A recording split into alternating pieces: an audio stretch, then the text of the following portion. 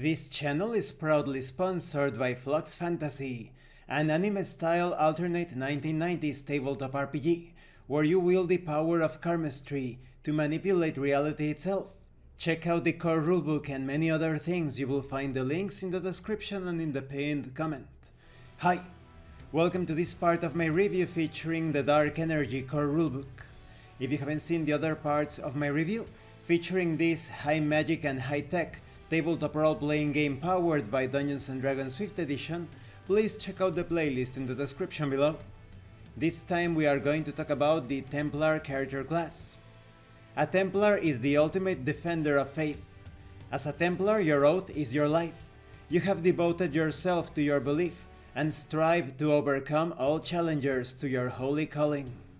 When it comes to your features, you are very sturdy in terms of hit points. You definitely want to put this guy in the front line. When it comes to ability augments, you have 1 augment in strength and 8 free ability augments.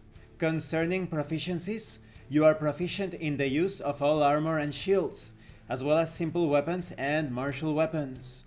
Your saving throws are based on wisdom and charisma. You have skills such as perception, athletics, occultism, intimidation, treat injury. Let's talk about some of your abilities and powers. This class is quite similar to the Paladin. You have things such as lay on hands, healing wounds through touch. You also have sense allegiance, which is basically the capacity to know the location of any celestial fiend or undead within a certain distance. You also choose your fighting style. You have defense, dueling, great weapon fighting, and protection. In the case of protection, when a creature you can see attacks a target other than yourself within a certain distance, you can use your reaction to impose disadvantage on the attack roll. You must be wielding a shield. The other fighting styles are pretty self-explanatory. Of course, you can cast spells, including the shield spell, which is a cantrip for you. You can also channel divinity, which is handled differently depending on your oath, oaths being subclasses of this class. You also have smite to deal extra radiant damage, in the case of good or neutral alignment, or necrotic in case of evil. You can also erect a protective barrier. At 6th level, as an action, you create a transparent wall of divine energy. The barrier must be within a certain distance of you, but the wall itself is 20 feet long, 10 feet high, and 1 inch thick. And it remains until your concentration ends, or you release it, so it is very powerful in my opinion. When it comes to cleansing touch, beginning at 14th level you can use your action to end 1 spell on yourself, or 1 on a willing creature that you touch. You can use this feature a number of times equal to your wisdom modifier, a minimum of once. You regain expended uses when you finish a long rest. Now let's talk about the oaths or subclasses or archetypes. You have the Good Oath. This binds a Templar to the loftiest ideals of justice, virtue, and order. You have features such as Channel Divinity, Vow of Enmity. As a bonus action, you can utter a vow of enmity against a creature you can see within a certain distance, using your Channel Divinity. You gain advantage on attack rolls against the creature for 1 minute, or until it drops to 0 hit points or falls unconscious. At the highest level, you can transform into an avenging angel. Wings will grow from your back, allowing you to fly, and you emanate an aura that can potentially frighten your enemies.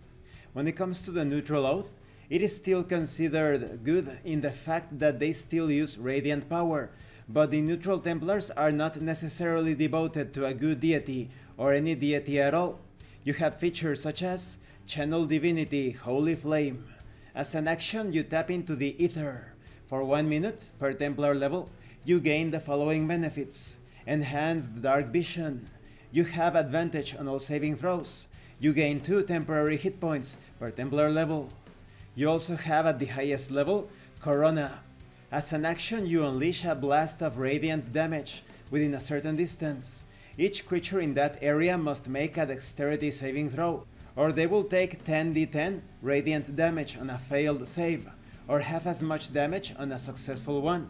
Once you use this feature, you can't use it again until you finish a long rest. You also have the Evil Oath, which binds a Templar to the powers of darkness.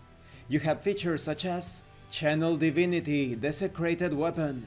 Your weapon emanates hellish light, and it becomes magical, giving you a bonus to your attacks.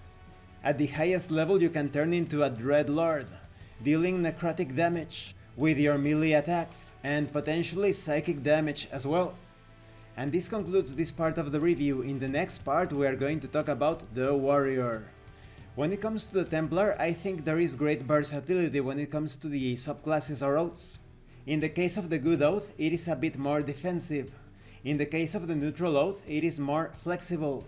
But in the case of the Evil Oath, it is all about offense. Thank you for watching this part of the review. Don't forget to leave a like, a comment and subscribe. And thank you so much to those of you that are going the extra mile to support the channel. If anyone else wishes to further support the channel, consider becoming a member or using the super thanks button. You can also check out the pinned comment as well. This has been Abraham L. Jaguar, a professional game master. I am currently unavailable for professional sessions, but I will put my contact information in the description and in the pinned comment for when I am available again. And remember, in tabletop RPGs, you are not having a conversation about your characters, you are experiencing the game world as your characters. Once again, thank you and see you later.